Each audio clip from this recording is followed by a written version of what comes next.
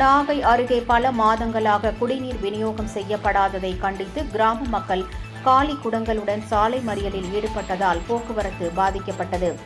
நாகப்பட்டினம் மாவட்டம் வடகுடி ஊராட்சிக்கு உட்பட்ட பாலக்காடு கிராமத்தில் வடக்கு தெரு, தெற்கு தெரு, பள்ளிக்கூட தெரு, பகுதாயம் உள்ளிட்ட பகுதிகளில் சுமார் 300 குடும்பங்கள் வசித்து வருகின்றன. இப்பகுதிகளில் பல மாதங்களாக குடிநீர் தட்டுப்பாடு நிலவி வருவதாகவும், குறிப்பாக வடக்கு தெரு, தெற்கு தெரு உள்ளிட்ட பகுதிகளில் ஜல்ஜீவன் திட்டத்தின் மூலம் வீட்டிற்கு வீடு குடிநீர் குழாய் இணைப்புகள் கொடுக்கப்பட்டிருந்ததாலும் இதுவரை இணைப்பு கொடுக்கப்படவில்லை என்று கூறப்படுகிறது. இதனால் பொதுமக்கள் குடிநீருக்காக வாய்க்கால் வரப்புகளை கடந்து நீண்ட தூரம் செல்ல வேண்டிய நிலை உள்ளது. இந்நிலையில் தெருக்கள் தோறும் கமிஷனுக்காக கட்டப்பட்ட குடிநீர் தொட்டிகளில் குடிநீரை ஏற்றி மக்களுக்கு வழங்கப்படாத நிலையில் இன்று வரை காட்சிப் பொருளாகவே உள்ளது.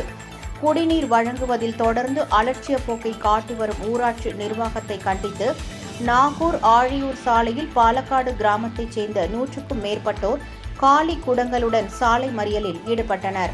அப்போது ஜல்ஜீவன் குடிநீர் குழாய்களில் உடனடியாக தண்ணீர் விட வேண்டும், கட்டி முடிக்கப்பட்ட நீர்த்தேக்க தொட்டிகளை பயன்பாட்டிற்கு கொண்டுவர வேண்டும் என்பன உள்ளிட்ட பல்வேறு கோரிக்கைகளை வலியுறுத்தி முழக்கங்கள் எழுப்பினர். இந்த மறியல் போராட்டம் காரணமாக அப்பகுதியில் போக்குவரத்து பாதிக்கப்பட்டது. இதனால் பள்ளி மாணவர்கள், வேலைக்கு செல்பவர்கள் என அனைத்து தரப்பினரும் கடும் அவதிக்கு உள்ளாகினர்.